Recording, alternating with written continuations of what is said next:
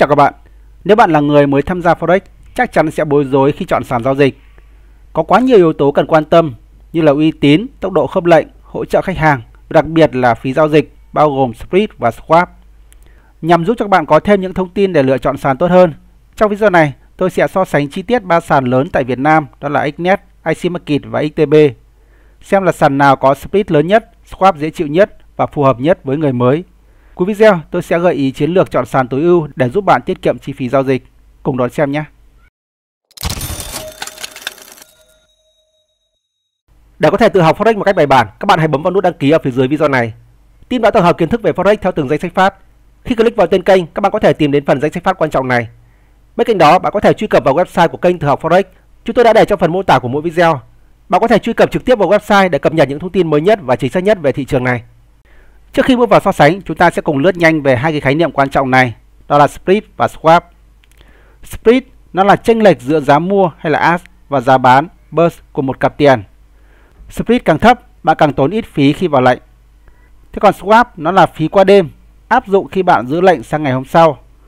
Swap có thể âm, khi đó thì bạn sẽ bị trừ tiền, hoặc là dương, bạn sẽ được cộng thêm tiền, tùy thuộc vào cặp tiền cũng như là hướng giao dịch.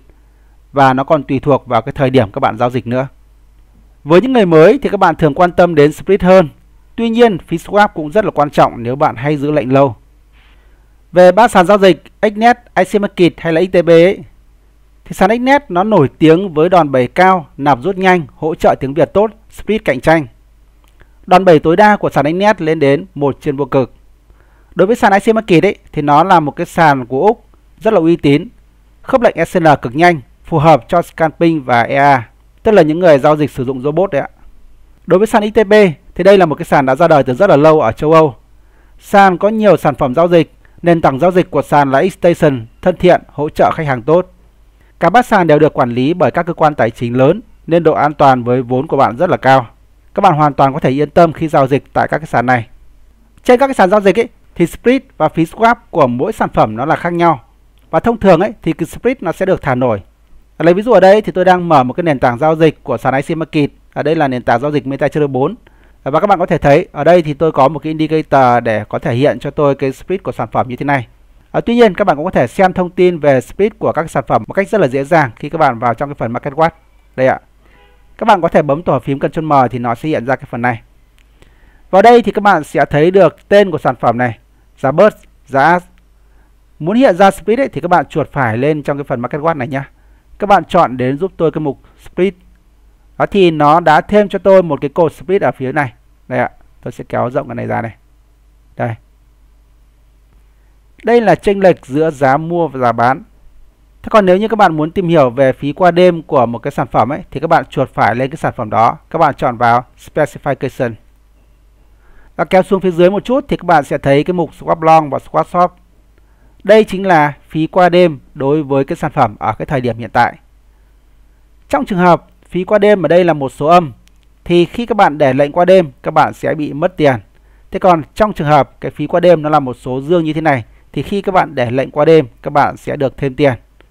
Ở đây thì tôi đang mở bảng thông tin của cái sản phẩm euro đô la.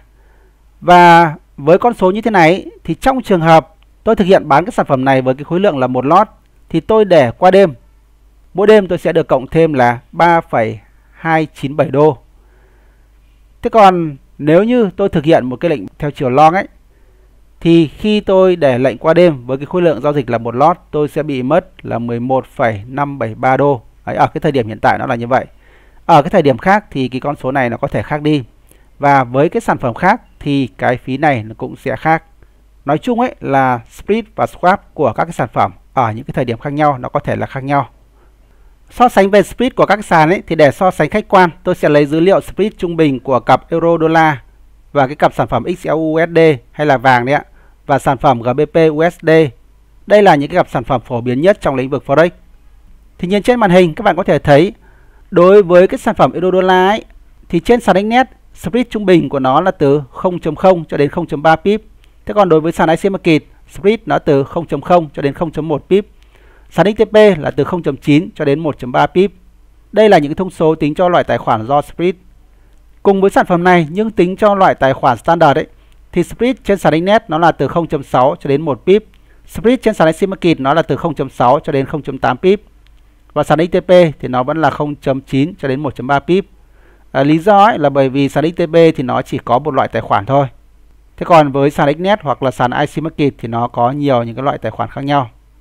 Đối với sản phẩm vàng hay là XLUSD thì nhóm tài khoản raw spread trên sàn XNET thì cái spread nó là từ 20 cho đến 30 cent. Sàn IC Market spread từ 15 cho đến 25 cent. Sàn XTP thì spread từ 30 cho đến 50 cent. Với nhóm tài khoản standard thì sàn XNET spread nó là từ 30 cho đến 50 cent. Sàn IC Market thì spread từ 30 cho đến 40 cent. Thì sàn XTP thì là vẫn giữ nguyên thông số như vậy. Đối với sản phẩm GBP USD hay là đồng bảng Anh ấy thì với nhóm tài khoản raw spread trên sàn XNET nó sẽ là từ 0.1 cho đến 0.4 pip. Sàn IC Market spread nó sẽ là từ 0.1 cho đến 0.3 pip. Sàn XTP thì spread nó là từ 1.3 cho đến 1.6 pip. Với nhóm tài khoản standard thì trên sàn XNET spread của sản phẩm này nó là từ 1 cho đến 1.3 pip. Spread trên sàn IC Market nó sẽ là từ 0.8 cho đến 1 pip. Và trên sàn XTP thì nó vẫn là từ 1.3 cho đến 1.6 pip. Nhìn chung ấy thì trên sàn IC Market và sàn XNET có spread cực thấp, phù hợp cho những cái bạn giao dịch scalper và sử dụng các robot giao dịch. Đối với sàn XTP thì spread cao hơn. Nhưng mà cũng rất là hay là đối với sàn XTP thì nó không tính phí commission hay là phí hoa hồng. Đó thì giao dịch trong lĩnh vực Forex các bạn biết là ngoài spread hoặc là swap thì nó còn có thêm cả phí commission nữa. So sánh về phí swap hay là phí qua đêm của các sàn ấy thì như phần trước đã nói, cái phí này nó sẽ là khác nhau và nó có thể thay đổi theo thị trường. Và để đánh giá được ấy thì ở đây tôi cũng sẽ lấy thông số trên hai cái sản phẩm, đó là sản phẩm euro đô-la và sản phẩm vàng XLU USD. Đối với sản phẩm euro đô-la thì tôi set cho những cái nhóm lệnh buy và lưu ý đó là các cái thông số mà tôi đưa ra ở đây là tính cho một lot. Thì trên sàn XNET swap buy nó là âm 3.5 đô. Trên sàn IC Market swap buy là âm 3.2 đô và trên sàn XTP thì swap buy của sản phẩm euro đô la nó là âm 4 đô. Đối với cái sản phẩm vàng thì ở đây tôi sẽ set cho cái lệnh sell và cũng tính cho một lot. Thì trên sàn XNET nó là âm 4,5 đô, trên sàn IC Market nó là âm 4 đô và trên sàn XTP thì nó là âm 5 đô. Theo thống kê trung bình ấy thì phí swap của sàn IC Market thường thấp hơn, kế đến là XNET và cao nhất là XTP. Trong trường hợp bạn hay giao dịch dài hạn thì cái phí swap này nó sẽ là một cái yếu tố quan trọng các bạn cần phải cân nhắc đến khi thực hiện các cái lệnh giao dịch. Đi sâu một chút nữa ấy, thì nếu các bạn tìm hiểu kỹ hơn về cái sàn XNET thì các bạn sẽ thấy được là có rất là nhiều những cái sản phẩm ở trên sàn XNET thì nó sẽ được miễn phí phí qua đêm. Thì các bạn tìm hiểu ở đây này, ở trên những cái nhóm tài khoản khác nhau nhé. Và trên cái nhóm tài khoản này các bạn sẽ thấy được là ở một số những cái sản phẩm nó có cái dòng chữ màu xanh này, miễn phí phí qua đêm khả dụng. Đó. Thế thì khi mà nó có cái dòng này rồi thì mặc dù ở đây nó có ghi swap mua và swap bán là một con số khác không, nhưng mà thực tế các bạn thực hiện các cái lệnh giao dịch với những cái sản phẩm này, các bạn để các cái lệnh đó qua đêm thì các bạn sẽ được miễn phí phí qua đêm. Rất là tuyệt vời như vậy. Trên cơ sở những cái thông số đã cung cấp như ở trên, ở đây tôi đưa ra một số những cái lời khuyên trong cái quá trình mà các bạn lựa chọn các cái sàn giao dịch. Nếu bạn là người mới và giao dịch ngắn hạn thì XNET Standard hoặc là IC Market Standard là lựa chọn hợp lý. Nó vừa dễ dùng mà phí giao dịch nó cũng khá là ổn.